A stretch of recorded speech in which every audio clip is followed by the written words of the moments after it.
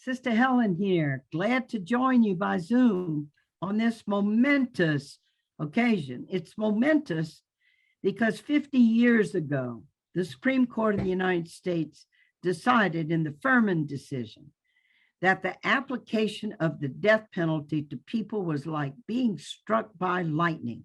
It was so arbitrary and capricious. And they overturned it, 1972. Just 4 years afterwards, they reinstated it. Because of the march and the influence of politics, especially from the southern quarters, where states were saying to them, don't you take away our power to punish our criminals as we see fit. It had the tinge of racism in it from the very beginning, that the Deep South states were the ones to react the most vociferously to the Furman decision. So what we're doing today as citizens who are awake about how the death penalty is wrong, no matter how you look at it.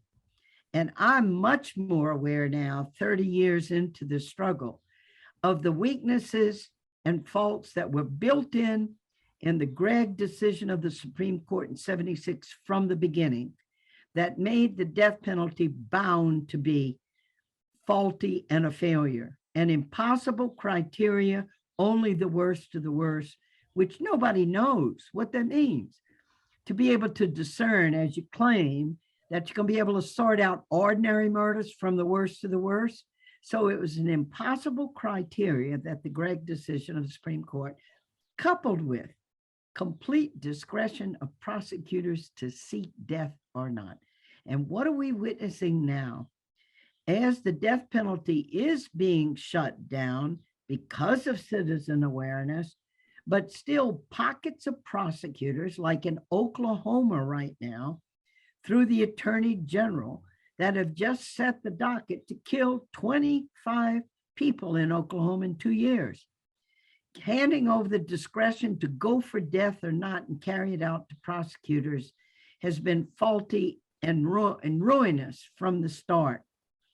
We who are awake, and it is a blessed thing to be awake, and then to stand up and resist the injustice. And I stand with you today, anybody listening to the Zoom, and those of you who are going to put your bodies in visible protest in front of the Supreme Court.